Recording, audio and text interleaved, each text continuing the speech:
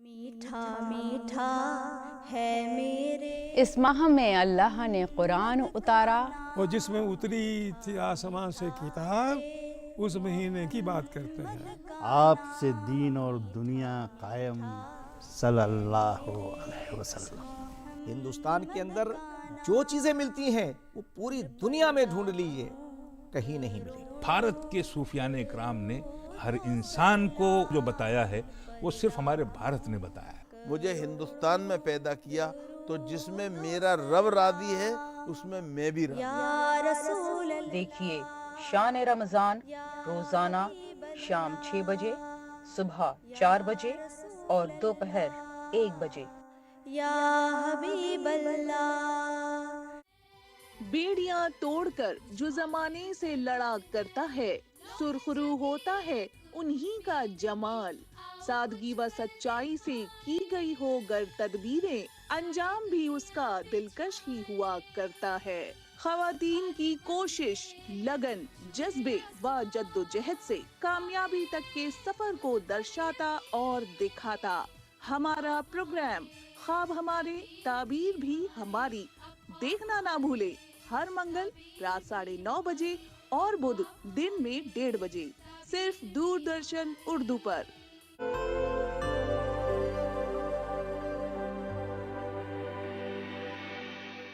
Dengue की जो बीमारी है, सिंपल फीवर पहले भी होता था, वायरल फीवर उसको बोल करके और आगे हम जो है वो बढ़ जाते थे कि इसका जो मच्छर है एडीज जिसका नाम है, टाइगर मॉस्किटो भी जो है वो कहा जाता है। जैसा नाम से इंगित हो रहा है कि टाइगर मॉस्किटो, उसकी बॉडी पर, उसकी लेग्स पर स्ट्रिप्स होती हैं वाइट और ब्लैक कलर का ऑल्टरनेट, तो वो जो है वो पहचान में आ जाता है। इसकी उत्पत्ति कहाँ होती है उस पर यदि नज़र डालें तो उत्पत्ति इतने कम पानी में, साफ पानी में, हम इसको बोलते हैं कि यह हाइजीन कॉन्शियस मॉस्किटो है। प्लास्टिक का सामान आजकल बहुत ज़्यादा यूज में है। प्लास्टिक की बोतल का जो कैप होता है उसको यदि आप उल्टा कर दें और उसमें जो पानी इकट्ठा हो जाता है वो पानी पर्याप्त है एडीज के मच्छर को हजारों एग्स ले करने के लिए। पानी की टंकियां हैं घर के ऊपर, वो खुली रह गई तो उसमें पानी हो सकता है, चाहे उसमें से पानी हम डे टू डे यूज में ला रहे हों, फ्लो हो रहा हो, लेकिन फिर भी वो पानी क्योंकि इकट्ठा है और इसका जो एडीज की एक हैबिट होती है कि वो एग लेइंग के बाद जो लार्वा बनते हैं वो कोने में जो है वो रहना पसंद करते हैं, जो अंधेरे वाली जो है वो जगह हैं वहाँ जा कर के, तो पानी का फ्लो यदि जो है वो दूसरे साइड से हो रहा है तो वो वहाँ पर पड़े रहेंगे और अपनी उनकी जो भी डेवलपमेंट है वो होता रहेगा। डेंगू में खास करके कि इसमें ट्रांस ओवेरियन ट्रांसमिशन होता है। एक बार मॉस्किटो इन्फेक्ट हो गया तो उसकी नेक्स्ट प्रोजेनी भी जो है वो इन्फेक्टेड रहेगी। तो ऐसी स्थिति में ये जो है वो बड़ा इम्पॉर्टेंट हो जाता है कि हम जो हमारे ऐसे स्थान जहाँ पर एडीज ब्रीड कर सकता है उसको केवल सुखाने से काम नहीं चलेगा, उसको स्क्रब भी जो है वो करना पड़ेगा या टोटली उसको एलिमिनेट करना पड़ेगा। इसका जो एक्स है उसमें ये भी जो है वो खासियत है कि ये देखा गया है कि 1.5 साल तक उसको यदि पानी ना मिले, जिसको कहा जाता है डेसिकेट जो है वो हो जाते हैं ड्राई होने के बावजूद भी, तब भी वो सरवाइव कर सकते हैं। किसी भी तरह का ऑयल हो, पेट्रोल हो, जला हुआ जो है वो तेल हो, केरोसिन ऑयल हो, वो भी जो है वो डालने से उसकी एक फिल्म यदि बना दी जाए तो that is also good enough to prevent the mosquito breeding.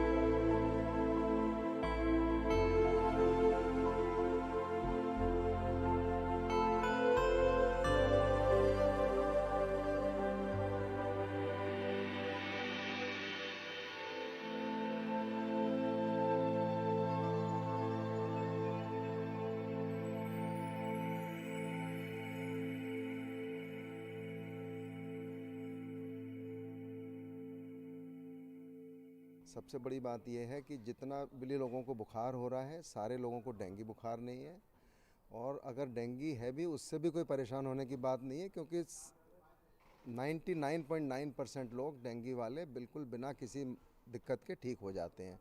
आप घर में रह के अगर बुखार ज़्यादा है तो हाइड्रोथेरेपी मतलब स्पंजिंग, पानी में चादर या कोई भी कपड़ा भिगो के अपने को ओढ़ाएं, पंखा चला लें, और अगर पैरासीटामोल से बुखार कम नहीं हो रहा तो ये हाइड्रोथेरेपी से तुरंत बुखार कम हो जाता है। एक तो सबसे बड़ा ये है। दूसरे, बच्चा अगर है तो उसको रात में जगा के हाइड्रेशन करना है। बड़ा है वो अपने आप स्वयं पानी पिए, नारियल पानी पिए और शिकंजी बना के पिए, कुछ भी सूप ले लें, लेकिन शरीर में पानी की कमी नहीं होने देनी है। एक तो ये, जब बुखार ठीक होता है उसके बाद और एहतियात लेना ज़्यादा आवश्यक है। डेंगू जून के बीच में शुरू होता है, जुलाई अगस्त सितंबर में बढ़ता है, अक्टूबर से नीचे होना शुरू होता है, और जैसे जैसे शाम और सुबह ठंड होती जाती है मच्छर ये डेंगू वाला कम होता जाएगा, और आप देखेंगे नवंबर के बाद और दिसंबर जनवरी में डेंगू का कोई नाम भी नहीं लेगा। डेंगू जानलेवा उसी परिस्थिति में है जब वायरस की जो क्षमता है, संक्रामक क्षमता बहुत ज़्यादा होती है, और उसमें दो कंडीशंस हम कहते हैं डेंगू 2 और डेंगू 4 में हो सकती हैं, डेंगू शॉक सिंड्रोम और डेंगू हेमरेजिक फीवर। और उन दोनों में ही अगर लक्षण आप पहचान रहे हैं, ब्लीडिंग हो रही है, वॉमिटिंग हो रही है, पेट में दर्द हो रहा है, सांस फूल रहा है, तो इमीडिएट हॉस्पिटल में जाना है और वहाँ अपना जो भी इलाज है वो करवाना है।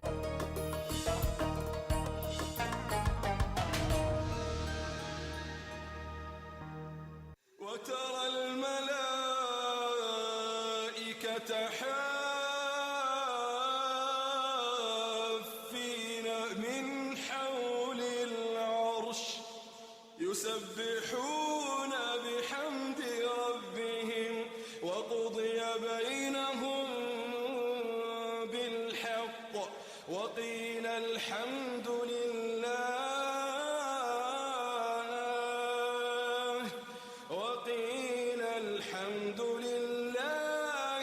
रब्बिल आलमीन। नाज़रीन आदाब, रमज़ान स्पेशल की एक और किस्त के साथ मैं आपका मेज़बान मोहम्मद अनस फैज़ी हाजिर खिदमत हूँ। नाज़रीन, रमज़ान के ताल्लुक़ से आमतौर पे बहुत से सवाल किए जाते हैं कि रमज़ान में रोज़े रखना सेहत के लिए फ़ायदेमंद है या सेहत के लिए मुज़िर है। तो इसी तरह के बहुत से सवालात के जवाब तलाश करने के लिए आज हम मौजूद हैं कलावती हॉस्पिटल में। हमारे साथ हैं डॉक्टर शालू गुप्ता। आप प्रोफेसर हैं इसी हॉस्पिटल के अंदर, बच्चों के अमराज के माहिर हैं। दूसरा नाम है डॉक्टर यासिर इस्लाम साहब का, जो एसोसिएट प्रोफेसर हैं मेडिसिन डिपार्टमेंट में। मेरा पहला सवाल डॉक्टर यासिर इस्लाम साहब आपसे है। आप लेडी हार्डिंग हॉस्पिटल के एसोसिएट प्रोफेसर हैं। हमें ये बताइए कि रमज़ान में रोज़ा रखना सेहत के लिए फ़ायदेमंद है या नुकसानदेह? जी, सबसे पहले सबको मेरी तरफ़ से रमज़ान मुबारक। देखिए, जहाँ तक रमज़ान की बात है और रमज़ान में जो हम 29 से 30 दिन के जो रोज़े रखे जाते हैं, इसका हेल्थ से रिलेटेड कई सारे फ़ायदे हैं। जैसे कि आजकल हम देखते हैं जो हमारी मेन बीमारियां हैं वो है हाइपरटेंशन, डायबिटीज़, मोटापा और कोलेस्ट्रॉल बढ़ना, जिसको हम हाइपरलिपिडीमिया, डिसलिपिडीमिया बोलते हैं। तो ये सब लाइफस्टाइल डिसऑर्डर्स हैं जिसमें हमें डाइट का और खाने पीने का बहुत ध्यान रखना पड़ता है। रमज़ान के टाइम में जो हम फास्टिंग रखते हैं, आजकल चूँकि गर्मियां हैं तो गर्मियों में 15 से 16 घंटे का हमारा फास्ट हो जाता है। इसको हम इंटरमिटेंट फास्टिंग बोलते हैं, और इंटरमिटेंट फास्टिंग का आजकल काफ़ी कंसेप्ट आया हुआ है कि इस फास्टिंग से जो हम लगातार 15 से 16 घंटे कुछ नहीं खाते, इससे हमारी बॉडी में कई सारे फ़ायदे होते हैं। जैसे कि हमारी बॉडी में एक तो नंबर 1 वज़न हमारा कम होता है, क्योंकि जब हम फास्ट करते हैं हमारी कैलोरीज़ कम हो जाती हैं तो हमारा वज़न कम होता है, और जब वज़न कम होता है तो उसके जो असर बाकी बीमारियों पे भी पड़ते हैं, जैसे शुगर, जो प्री डायबिटीज़ हैं या जिनका शुगर शुरू में पता चलता है माइल्ड डायबिटीज़ है, उनका शुगर फास्टिंग से ही कंट्रोल हो जाता है। Second, blood pressure. हाइपरटेंशन भी एक ऐसी बीमारी है जो ओबेसिटी और लाइफस्टाइल डिसऑर्डर है, इसका भी फास्टिंग से काफ़ी फ़ायदेमंद असर होता है हाइपरटेंशन पे, ब्लड प्रेशर कंट्रोल हो जाता है। एंड कोलेस्ट्रॉल जो एक बीमारी है जिससे हार्ट पे असर हो जाता है स्ट्रोक होने का रिस्क रहता है। तो ये बीमारियां फास्टिंग से काफ़ी बेनिफिट पाती हैं, इनसे हमारी बीमारियों पे काफ़ी कंट्रोल आता है। डॉक्टर यासिर इस्लाम साहब, आपका बहुत बहुत शुक्रिया। हम आपके पास फिर आएंगे। डॉक्टर शालू गुप्ता साहब, अगला सवाल हमारा आपसे है। आप हमें ये बताएं कि आमतौर पे बच्चों में बहुत शौक़ पाया जाता है रोज़े रखने का, और बहुत जिसे कहते हैं लगन के साथ वो रोज़े रखते हैं। तो क्या बच्चों की सेहत पर भी किसी ख़ास तरह का असर पड़ता है, मनफी या बसबत, यानी कि पॉजिटिव असर पड़ता है या नेगेटिव? पहले तो सबको रमज़ान की हार्दिक शुभकामनाएं। बच्चों के अंदर चूँकि फास्टिंग, आप अभी डॉक्टर यासिर ने बताया कि फ़ास्टिंग हम कोई 12 घंटे से लेके और 18 घंटे तक लगातार फास्टिंग रखते हैं। तो बच्चों में स्पेशली जो छोटे बच्चे हैं, जो कि 10 साल से कम के बच्चे हैं, उनके अंदर पूरे ओवर दिन में अगर वो नहीं खाते हैं तो थोड़ा कभी कभी उनको ऐसा लगता है कि वो थोड़ी कमज़ोरी सी महसूस करते हैं, कभी कभार थोड़ा डिहाइड्रेशन उनको लगता है। हालांकि वो हो सकता है कि बहुत ज़्यादा ना हो। थोड़ी उनकी स्कूल के अंदर परफॉर्मेंस भी लोगों ने देखा है कि थोड़ी कम होने लगती हैं, बेचारे बच्चे थोड़े सुस्त होने लगते हैं। तो ऐसे कंडीशन में बच्चों के अंदर कोई लॉन्ग टर्म इफ़ेक्ट्स नहीं पड़ते, बट हाँ शॉर्ट टर्म, क्योंकि इतने लंबे समय तक फास्ट रखना एक छोटे बच्चे के लिए थोड़ा दिक्कत हो जाता है, क्योंकि उनके अंदर वैसे भी छोटे बच्चों के अंदर रिज़र्व्स कम होते हैं, ग्लूकोज रिज़र्व्स कम होते हैं, तो इसलिए वो लंबे समय तक फास्टिंग नहीं रख सकते हैं। और ऐसे लॉन्ग टर्म कोई उनके अंदर हानिकारक इफ़ेक्ट नहीं होता, बट हाँ थोड़ा उनके अंदर इतने लंबे समय तक फास्ट रहने में थोड़ी दिक्कत हो सकती है। अच्छा डॉक्टर यासिर साहब, मैं ये जानना चाहूँगा कि आमतौर पे ये भी कहा जाता है कि कुछ लोग मशवरा देते हैं कि आप रोज़ा ना रखें, फास्ट ना करें, उसमें जिस्म के अंदर कुछ ख़ास तरह की कमी आ जाती है, मिनरल्स कम हो जाते हैं, या पानी की कमी होने से भी नुकसानात हो सकते हैं। तो हमें आप ये वाज़ेह कीजिए कि क्या ऐसा मुमकिन है? देखिए, जो एक नॉर्मल हेल्दी पर्सन है, सेहतयाब इंसान है, और जिसको कोई मेडिकल प्रॉब्लम नहीं है, जैसे किसी को डिहाइड्रेशन, लूज़ मोशन या बुखार या और कोई बीमारी नहीं है, तो उसमें फास्टिंग का एज सच कोई नुकसान नहीं आता। बट यस, कई चीज़ें हैं या कई मरीज़ हैं या कुछ ऐसे लोग हैं जिनको फास्टिंग के लिए बिना डॉक्टर के सलाह के नहीं रखना चाहिए। जैसे कि अगर कोई इंसान बीमार है, बुखार आ रहा है, उसको उल्टी हो रही है, दस्त हो रहे हैं, तो उसको डेफिनेटली फास्टिंग नहीं करनी चाहिए, क्योंकि उसमें डिहाइड्रेशन होने का काफ़ी रिस्क रहता है। उसमें उस टाइम इंसान को वाटर इंटेक चाहिए, कैलोरीज चाहिए, जो फास्टिंग के दौरान नहीं मिलती। स्पेशली सेकंड इंडिविजुअल जो हैं, जैसे जो मेहनत का काम करते हैं, क्योंकि हमारा ये वाला रमज़ान गर्मियों के मौसम में चल रहा है, तो जो लोग मेहनत का काम करते हैं, बाहर धूप में काम करते हैं, उसमें पसीने से भी डिहाइड्रेशन होने का काफ़ी रिस्क रहता है। तो ये ऐसे लोग हैं जिनको थोड़ा डॉक्टर की सलाह के बाद ही रोज़ा रखने का सोचना चाहिए। अदरवाइज़ कोई हेल्दी इंडिविजुअल हो, जिसको कोई बीमारी ना हो, वो रोज़ा बिल्कुल रख सकता है। इसके बेनिफिट कई ज़्यादा हैं, जो अभी कई सारी स्टडीज़ में फास्टिंग का, इंटरमिटेंट फास्टिंग का बेनिफिट काफ़ी ज़्यादा आया है। साहब, आप हमें ये बताएं कि जो बच्चे रोज़ा रखते हैं, देखिए पूरा बड़ा मसरूफ़ स्केड्यूल होता है उनका, वो स्कूल भी जाते हैं, ट्यूशन भी जाते हैं, सिपारा पढ़ने भी जाते हैं मदरसे में, तो आप उन बच्चों को क्या मशवरा देंगे कि रमज़ान यानी रोज़े के अलावा वो किस तरह की डाइट लें, पानी किस मकदार में पिएँ? ऐसे बच्चों को जो छोटे हैं, 14 साल से कम के हैं, मेरे हिदायत ये दूंगा कि इनसे बच्चों को पहले धीरे धीरे इनको एक तरह से ट्रेनिंग दी जाए कि कैसे वो आगे रोज़ा कर सकते हैं अपना। तो उसके लिए ये हिदायत दे सकते हैं कि पहले इनको रोज़े जो हैं वो पार्शल रोज़े रखवाए जाएं, जिसका मतलब ये है कि जैसे इनको पूरे एक साथ लंबे रोज़े ना रखवा के गैप करके रोज़े रख सकते हैं, या हफ्ते में जैसे एक दिन 2 दिन रख लिया रोज़ा, या हो सकता है एक दिन छोड़ के एक दिन रोज़ा रख लिया, या ऐसा कर सकते हैं कि आधे दिन रोज़ा रख लिया। तो इस तरह से इनको इनिशियली में ट्रेनिंग दे के इनको ट्राई किया जा सकता है कि ये बच्चे आगे चल के फिर लॉन्ग टर्म या फुल रोज़ा रख सकते हैं या रख सकते हैं। ठीक है, इस दौरान इनका ये ध्यान देना है कि इनके अंदर डिहाइड्रेशन, जैसे डॉक्टर साहब ने बताया कि पानी की कमी एक बहुत इंपॉर्टेंट कारण हो सकता है इन बच्चों के अंदर, स्पेशली जबकि इतनी गर्मी पड़ रही है हमारे यहाँ पे, तो उस सीज़न्स में पानी की कमी, डिहाइड्रेशन हो सकता है। तो उस चक्कर में फिर उनको जब भी वो लगता है उन बच्चों को कि हम अब रोज़ा नहीं रख पा रहे हैं या उनको कुछ दिक्कत आने लग रही है, तो उस कंडीशन में हम सोच सकते हैं कि इनको अभी आगे कंटिन्यू ना कराया जाए।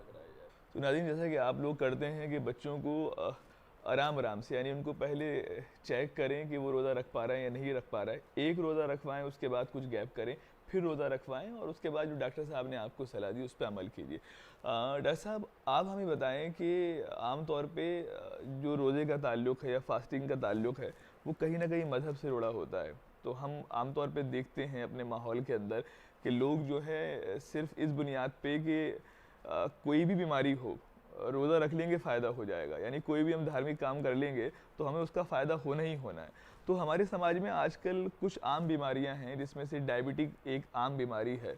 आपने कोलेस्ट्रॉल का जिक्र किया, वो बहुत कॉमन हो चुका है। और फिर हार्ट के जो मरीज़ हैं हम खासकर नॉर्थ इंडिया में देख रहे हैं, उनकी तादाद बढ़ रही है। तो आप जो हार्ट पेशेंट हैं, डायबिटिक हैं, उनको क्या मशवरा देंगे कि रोज़ा रखें या रोज़ा नहीं रखें? आजकल देखा गया है कि डायबिटीज़ एक एपिडेमिक की तरफ फैला हुआ है, हिंदुस्तान में तो बहुत ज़्यादा है, और डायबिटीज़ से रिलेटेड जैसे हार्ट रिलेटेड कॉम्प्लिकेशंस काफ़ी बढ़ गई हैं। देखिए, जहाँ तक डायबिटीज़ का सवाल है, पेशेंट अगर प्री डायबिटिक है या जिसका शुगर बिल्कुल माइल्ड है, बहुत कम है, और जो बिल्कुल मिनिमल दवाइयों पे है, तो वो रोज़े रख सकते हैं। लेकिन एक सवाल, मतलब एक चीज़ मैं सजेस्ट करूँगा कि बिना डॉक्टर के सजेशन के कोई भी डायबिटिक रोज़ा ना रखे, क्योंकि डायबिटीज़ में कई सारी दवाइयाँ होती हैं जो हमें रमज़ान के टाइम में मॉडिफाई करनी पड़ती है, उनको बदलना पड़ता है। जो पेशेंट शुरुआती जिनका डायबिटीज़ है वो रखें तो कोई दिक्कत नहीं है, बट जिनका शुगर अनकंट्रोल रहता है, जो इंसुलिन पे हैं, या कुछ दवाइयाँ जैसे जिनको हम सल्फोनाइल यूरियाज़ कहते हैं जो शुगर लेवल लो करती हैं, उनको बिना डॉक्टर की सलाह के रोज़ा नहीं रखना चाहिए।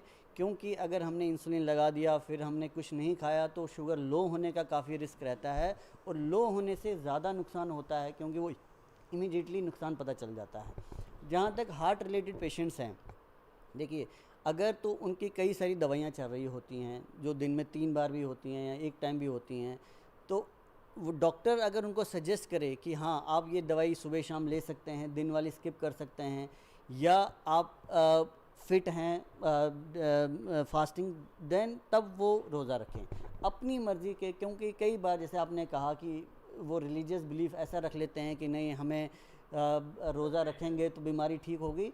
बिल्कुल, अब ये अकीदा अपनी तरफ है, बट मेडिकली डॉक्टर से राय लेना बहुत ज़रूरी है। डॉक्टर एक पेशेंट के बेसिस पे ही डिसाइड कर पाएंगे कि क्या ये मरीज़ हम इनको अलाउ कर सकते हैं रोज़ा के लिए कि नहीं, जिसमें उनकी दवाइयाँ, उनका बाकी चीज़ें हमें देखनी पड़ती हैं, तब हम डिसाइड करते हैं कि वो रख सकते हैं कि नहीं। डॉक्टर साहब, हमने देखा है कि अब ये भी हो रहा है कि बच्चे जो हैं उनमें डायबिटिक्स जो हैं कि जो मरीज़ हैं उनकी तादाद काफ़ी बढ़ रही है। स्कूली सतह पर ही बहुत से बच्चों में डायबिटिक यानी शुगर की बीमारी जो है वो पाई जाती है। तो इस सिलसिले में आप क्या कहेंगे कि या तो हम बच्चे की डायबिटिक चेक कराएं, क्या मशवरा देंगे आप बच्चों को? बहुत अच्छा सवाल आपका। पहले तो मैं ये बताना चाहूँगा कि बच्चों के अंदर जो डायबिटीज़ होती है वो जो बड़ों के अंदर डायबिटीज़ होती है उससे थोड़ा डिफरेंट होती है। डिफरेंट इन द सेंस कि वो जो डायबिटीज़ बच्चों के अंदर पाई जाती है वो उसको बोलते हैं हम इंसुलिन डिपेंडेंट डायबिटीज़ यानी IDDM, जिसका मतलब है कि इन बच्चों के अंदर दवाइयाँ नहीं चलती, गोलियाँ नहीं चलती जैसे कि बड़ों में चलती हैं। इनके अंदर सिर्फ एक ही चीज़ चलती है और वो होती है इंसुलिन। और इंसुलिन की मात्रा को हम डिफरेंट टाइप्स ऑफ इंसुलिन आते हैं मार्केट में, उसके हिसाब से इनके शुगर लेवल देख के हम लोग घटाते बढ़ाते रहते हैं। तो एक अहम मुद्दा है जो कि बच्चों में और बड़ों में डिफरेंट होता है। अब जिक्र आता है फास्टिंग का या रमज़ान का, उसके अंदर एक बहुत इंपॉर्टेंट चीज़ है कि ब्लड शुगर लेवल्स, चूँकि आपने खाया नहीं होता, ब्लड शुगर लेवल्स एकदम से फॉल करते हैं या गिरते हैं, और उस दौरान इंसुलिन की लेवल्स भी आपकी बॉडी के अंदर चेंज होते रहते हैं। तो इसलिए मेरा सजेशन है, एक मशवरा है कि ऐसे बच्चों में जिनको कि इंसुलिन डिपेंडेंट डायबिटीज़ मेलाइटस है, अपने जो भी नज़दीकी डॉक्टर हैं या जिनसे आपका इलाज चल रहा है उनको ज़रूर दिखाएं और इंसुलिन की डोज़ को चेंज करवाएं, क्योंकि इंसुलिन की जो डोज़ जो होती है वो चेंज होती रहती है डिपेंडिंग ऑन आपके कितने शुगर लेवल्स रहते हैं। और शुगर लेवल्स को जांचने के लिए हमारे पास आजकल बहुत अच्छा ग्लूकोमीटर होता है, तो हम घर में आराम से ब्लड शुगर लेवल्स बच्चों के चेक कर सकते हैं और उसके हिसाब से इंसुलिन की डोज़ को घटा या बढ़ा सकते हैं। तो बच्चों की डायबिटीज़ के ताल्लुक से भी नाज़रीन हमको मालूम हुआ कि किस तरह से हम अगर उनको रोज़ा रखवा रहे हैं तो जो हमारे फैमिली डॉक्टर हैं, लोकल डॉक्टर जो हैं, उनसे मशवरा एक बार ज़रूर करें। डॉक्टर साहब, हमें आप ये बताएं कि ये तो रहा रोज़े का मामला कि हमें रोज़ा किस तरह से रखना है। आमतौर पे जो इफ़्तार का मामला है, यानी रोज़ा ख़त्म होने के बाद सहरी तक का जो मामला होता है, वही बड़ा जिसे कहते हैं तवज्जो तलब होता है। उसमें भी हम देखते हैं कि दस्तरखान बहुत ज़्यादा सजे हुए हैं, दुनिया भर की नेमतें उस पर रखी हुई हैं। तो हमें, हमारे नाज़रीन को आप ये भी बताएं कि रोज़ा इफ़्तार करने के बाद हमें किस तरह की ग़िज़ा जो है वो लेनी चाहिए। हम बहुत ज़्यादा भी ले लेते हैं बाज़ औक़ात, है ना? ठीक, देखिए जैसे कि आप जानते हैं हम लोग खजूर से रोज़ा इफ़्तार करते हैं। खजूर के तो बहुत सारे फ़ायदे हैं, उससे इमीडिएटली हमें कार्बोहाइड्रेट मिलता है, हमें फ़ाइबर मिलता है। फ़ाइबर बहुत ज़रूरी होता है हमारी डाइट के लिए, और पोटेशियम है और चीज़ें हैं जो मिनरल्स हैं जो हमें खजूर से मिलती हैं। बट मैं जैसे कि हम सभी घरों में देखते हैं, जो ही खजूर खाया उसके बाद फिर दस्तरखान पे ऐसी ऐसी चीज़ें होती हैं जो हम रिजिस्ट नहीं करते और हम एक साथ खा लेते हैं। तो इसमें यही एडवाइजेबल है कि जो ही इफ़्तार करें तो थोड़ा थोड़ा खाएं। ये ज़रूरी नहीं कि एक साथ सब कुछ चीज़ें खाएं। जो चीज़ें अवॉइड करनी चाहिए, जैसे फ्राइड आइटम्स हमारे घरों में सब में बनती है, तो फ्राइड चीज़ें, पकोड़े, तेल वाली चीज़ें, ये बॉडी में कैलोरीज़ या फिर हमारा पेट जल्दी भर देती हैं, फिर हम जो न्यूट्रिशनल डाइट प्रॉपर्ली नहीं ले पाते। तो ज़्यादा हमें फ्रूट्स हुआ, वेजिटेबल्स हुआ, सैलड्स हुआ, उस पे ज़्यादा ध्यान देना चाहिए, और एक साथ ना खा के इसको थोड़ा थोड़ा, चूँकि सहरी तक हम बिल्कुल खा सकते हैं, तो इसको डिवाइड कर करके थोड़ा थोड़ा खाएं, रादर देन एक साथ पेट भर के खाएं। खाने से बेहतर है कि थोड़ा थोड़ा खाएं। तो नाज़रीन, आमतौर पे हमारे सामने सोशल मीडिया के ज़रिए इस तरह की बहुत सी तस्वीरें आती हैं जब इफ़्तार खाकर कोई साहब जो हैं बिल्कुल सीधे हो जाते हैं, बड़े बड़े पेट जो हैं वो नज़र आते हैं। तो डॉक्टर साहब के मशवरे पे अमल कीजिए, बहुत एहतियात के साथ खाना खाइए इफ़्तार के बाद, और एक बड़ा वक्त होता है हमारे पास, गैप कर करके खाइए, थोड़ा वक्फा देके। डॉक्टर साहब, बच्चों के ताल्लुक़ से एक और सवाल ये है कि आमतौर पे जो 14 साल से कम के बच्चे हैं, 13-14 साल से कम के बच्चे, कि उनकी ज़हनी नशोनुमा पर किस तरह के असरात पड़ते हैं, या उनकी जिस्मानी नशोनुमा जो है वो उससे मुतासिर होती है या नहीं हो पाती? जो छोटे बच्चे हैं, स्पेशली लेस देन 10 ईयर्स, जो 10 साल से कम के बच्चे हैं, जो छोटे बच्चे हैं, उन बच्चों में रोज़ा रखने से सच कोई प्रॉब्लम तो आती नहीं है। बस ये है कि चूँकि उन्होंने खाया नहीं होता और पानी नहीं पिया होता, तो दिन के टाइम में, स्पेशली स्कूल के दौरान या खेल कूद के दौरान, हो सकता है उनको थोड़ी देर के लिए वो थोड़ा सुस्त महसूस करें, थोड़ा फैटीग महसूस करें, हो सकता है थोड़ा पानी की कमी हो जाए उनके अंदर, हो सकता है थोड़ा पढ़ाई में इतने मन से ध्यान ना लगा पाएँ। इसके अलावा और तो कोई ऐसी मेजर कोई प्रॉब्लम आती नहीं है। ऐसे में मैंने पहले बताया था कि ऐसे बच्चों को धीरे धीरे करके हम लोग तैयार करें कि जिससे कि फुल फ्लेजेड अपना रोज़ा आगे जाकर रख सकते हैं। डॉक्टर साहब, हमें ये बताएं कि आमतौर पे जो मौसम का मामला है, यानी सर्दी के जो रोज़े होते हैं और गर्मी के रोज़े जो होते हैं, उसमें बहुत फ़र्क पाया जाता है, और उसी हिसाब से रोज़े भी हम रखते हैं। तो हमारे बहुत से साथी ये भी करते हैं कि गर्मी के रोज़े में जो है वो कुछ वक्फे के लिए या महीने भर के लिए, रमज़ान के महीने के लिए माइग्रेट कर जाते हैं किसी सर्द इलाके में। तो इसे आप किस तरह से देखते हैं? देखिए, जैसे कि मैंने पहले भी बताया, चूँकि ये गर्मियों के रोज़े हैं, गर्मी में एक तो टाइम बहुत ज़्यादा है, 15 से 16 घंटे का रोज़ा चल रहे हैं, और शदीद गर्मी है, जिससे हमारी बॉडी में स्पेशली वो लोग जो बाहर काम करते हैं, धूप में काम करते हैं, मज़दूर लोग, या फिर जो दिन का ज़्यादातर आउटडोर काम है, उनमें डिहाइड्रेशन होने का काफ़ी ज़्यादा रिस्क रहता है। क्योंकि जब पसीना आता है, पसीने से डिहाइड्रेशन और इलेक्ट्रोलाइट इम्बैलेंस भी होने का रिस्क रहता है। तो ऐसे लोग अगर रोज़ा रखना चाहें, गर्मी उनका कोई ऑप्शन नहीं है गर्मी से बचने का, तो जैसे आपने बोला कि अगर वो सर्द इलाकों में जाके रखना चाहें तो कोई एतराज़ नहीं है, मेडिकली कोई फ़र्क नहीं पड़ेगा। मेडिकली हाँ, वो रोज़ा रख सकेंगे। यहाँ पे मतलब एडवाइजेबल नहीं है शदीद गर्मी में रोज़ा रखना, अगर उनके हेल्थ बेनिफिट, उन पे हेल्थ पे असर आ रहा है। डॉक्टर साहब ने हमें बताया कि जो बड़ों के ताल्लुक़ से अगर हम बात करें, रोज़े रखने के फ़ायदों पर भी बात की, और कुछ एहतियाती तदाबीर जो हैं वो भी इख्तियार करने के लिए डॉक्टर साहब ने हमसे कहा। डॉक्टर साहब, अब हम आपसे सवाल करना चाहते हैं कि अगर बच्चे रोज़े रखते हैं आपने बताया कि गैप करके रोज़ा रखना चाहिए, थोड़ा वक्त देना चाहिए, और लगे कि बच्चा रोज़ा रख सकता है तो उससे कहिए कि वो कंटिन्यू करे, मुसलसल रोज़े रखे। तो जो बच्चे मुसलसल रोज़े रख रहे हैं उनके ताल्लुक़ से हमारे नाज़रीन को ये बताइए कि उनकी सेहत पे किस तरह के फ़ायदे पड़ते हैं, यानी रोज़ा फ़ायदेमंद है या नहीं है उनके लिए। जो छोटे बच्चे रोज़ा रखते हैं उसमें ये देखा गया है कि अगर वो रोज़े रख पाने में समर्थ हैं या सक्षम हैं तो उन बच्चों के अंदर थोड़ा देखा गया है कि वो थोड़े एक्टिव ज़्यादा हो जाते हैं, थोड़ा क्या कहते हैं, उनको लगता है कि मैं एक बड़ा काम कर रहा हूँ, जो कि उनके लिए होता ही है, क्योंकि नॉर्मली एक रोज़ा बड़ा आदमी रखता है, अब वो एक छोटा बच्चा उस काम को करने में सक्षम है, तो वो अपने आप में अंदर एक उसको लगता है कि मैं एक बहुत बड़ा इंशाल्लाह काम कर रहा हूँ, जो कि भगवान के लिए या अल्लाह के लिए हो रहा है। और दूसरा उसके अंदर एक मेंटल स्टेबिलिटी बेटर हो जाती है, थोड़ा उसके अंदर दिमाग में तेज़पन आ जाता है, जिससे कि वो थोड़ा और अपने आप को लगता है कि मैं एक बड़े परिवार का हिस्सा बन गया हूँ, अब मैं भी सक्षम हूँ, मैं भी पावरफुल हो गया हूँ ये सब करने में। अब डॉक्टर साहब सवाल आता है ख़वातीन के ताल्लुक़ से।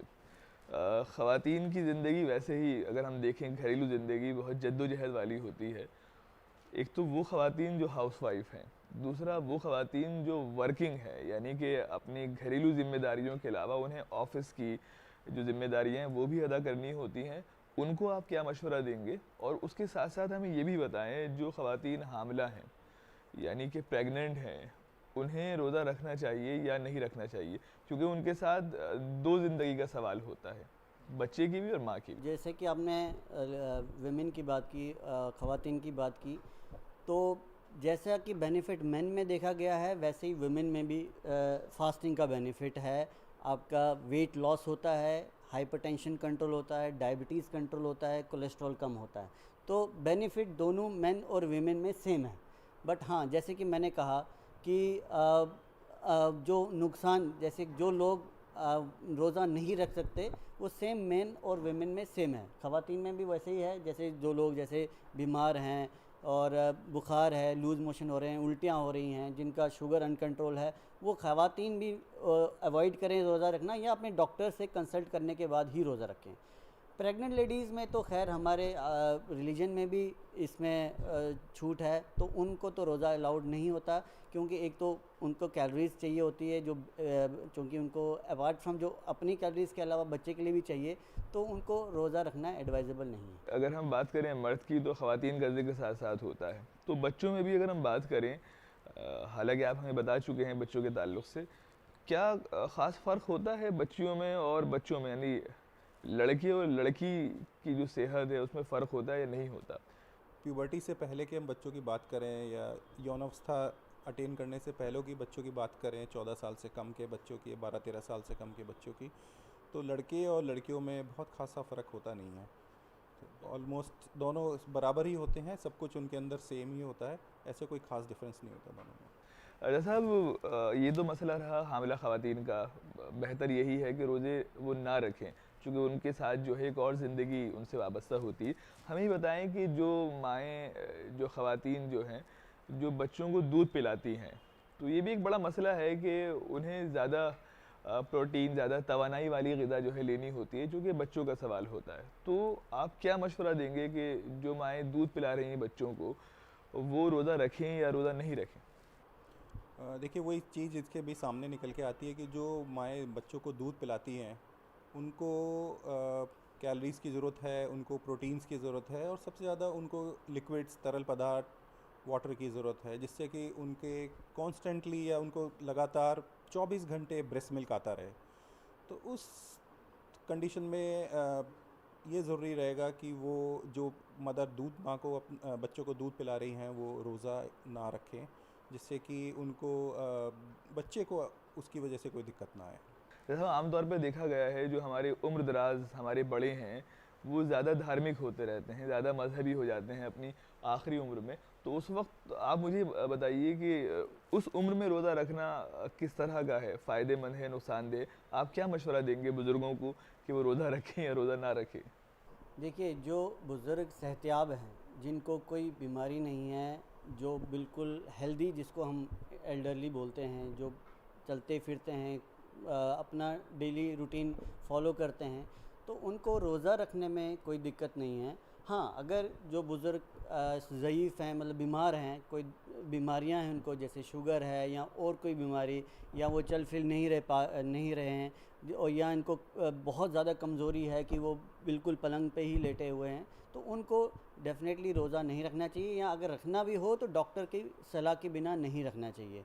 जो लोग बिल्कुल हेल्दी हैं वो डेफ़िनेटली रख सकते हैं, क्योंकि फ़ायदा बहुत है रमज़ान का। जनाब, एक सवाल आपसे ही है, वो ये कि जो रमज़ान के रोज़े हैं, रमज़ान में 30 रोज़े जो हैं, 30 या 29 रोज़े जो हैं, वो फ़र्ज़ किए गए, वो आपको रखने हैं।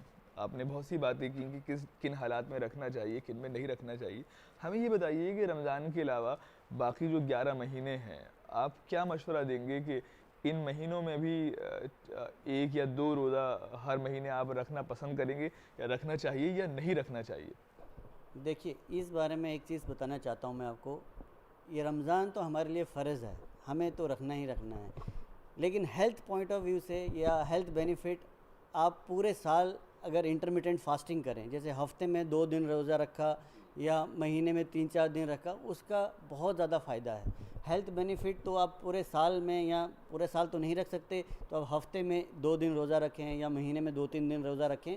इससे आपका वज़न कम होगा, शुगर कंट्रोल होगा, ब्लड प्रेशर कंट्रोल होगा, कोलेस्ट्रॉल कंट्रोल होगा। इसी को इंटरमिटेंट फास्टिंग कहते हैं, और ये आजकल काफ़ी ज़्यादा इसका बेनिफिट पाया गया है। कई सारी स्टडीज़ में ये तक पाया गया है, कैंसर भी फास्टिंग से रिग्रेस हो जाता है, क्योंकि जो कैंसर के सेल्स होते हैं उनको ग्लूकोज की ज़रूरत होती है, और अगर इंसान फास्टिंग करे तो ग्लूकोज की बॉडी में कमी होती है, तो कैंसर भी रिग्रेस कर सकता है अगर हम इंटरमिटेंट फास्टिंग करें, और अगर हम पूरे साल थोड़ी देर के लिए रोज़ा रखें। अच्छा, ये बहुत अच्छी बात की डॉक्टर साहब, आपने इब्तिदा में कहा था कि जो ज़्यादातर बीमारियां हैं आज की, वो लाइफस्टाइल के ऊपर उनका इन्हिसार है, किस तरह की ग़िज़ाएँ हम खा रहे हैं और किस वक्त हम जो हैं वो ग़िज़ा ले रहे हैं। डॉक्टर साहब, आप हमें बताएं कि बच्चे, ख़ासकर 13-14 साल से कम उम्र के जो बच्चे होते हैं, वो तरबियत के दिन होते हैं उनके,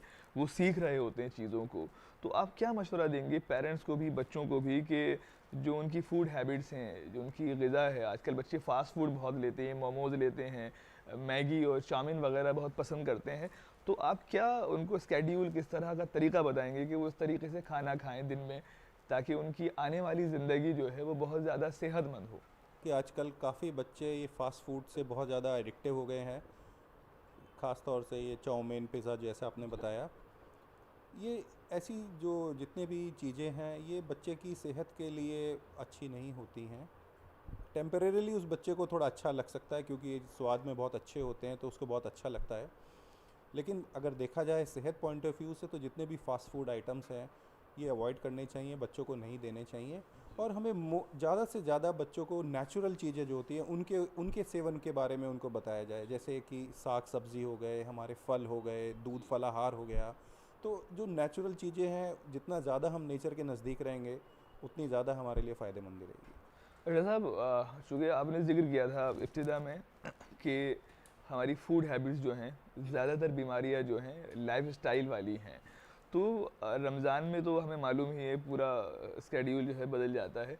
आप हमारे नाज़रीन को ये भी बताएं कि जो फूड हैबिट्स हैं हमारी किस तरह की होनी चाहिए, या हमारा अगर हम वक्त पे खाना नहीं खा पा रहे हैं तो वो क्या वक्त होना चाहिए कि हम खाना खाएं। बहुत से लोग पूरे दिन खाना खाते रहते हैं, बहुत से दिन एक वक्त खाया, एक वक्त खाना नहीं खाया, ऑफिस के मामलात भी होते हैं, तो आप हमें मशवरा दें, नाज़रीन को समझाएं कि देखिए, जहाँ तक फूड की बात है, जितना वेजिटेबल्स, फ्रूट्स और हाई फाइबर, लो कार्बोहाइड्रेट, लो फैट डाइट हम लें, वो ज़्यादा बेहतर है। मतलब आम लफ्ज़ों में ये समझा जाए कि जो नेचुरल चीज़ें हैं, जैसे कि डॉक्टर साहब बता रहे थे, नेचुरल चीज़ों पे ज़्यादा जोर दें। प्रोसेस्ड और ये फास्ट फूड जितना हो सके अवॉइड करें, क्योंकि इन सब चीज़ों से मोटापा बढ़ता है, ओबेसिटी होती है, और मोटापा ही हर एक बीमारी की जड़ है, चाहे वो हाइपरटेंशन, चाहे डायबिटीज़, चाहे हार्ट से रिलेटेड बीमारियां हैं। एक मोटापा बहुत बड़ा फैक्टर होता है। तो वज़न बढ़ेगा, या इसके अलावा भी, वज़न के अलावा भी हमारी बॉडी में कोलेस्ट्रॉल अगर बढ़ता है, उससे हार्ट की तकलीफ़ होती है।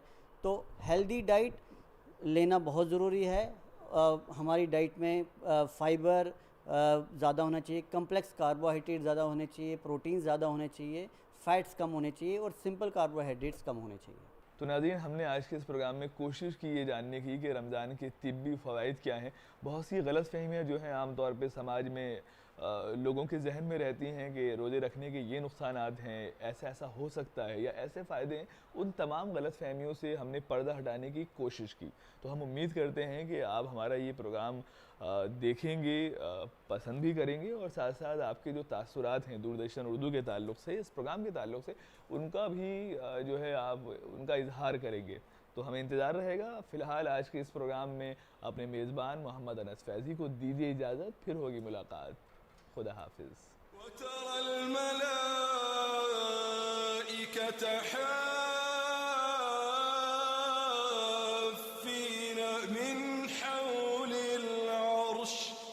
يسبحون بحمد ربهم وقضي بينهم بالحق وقيل الحمد لله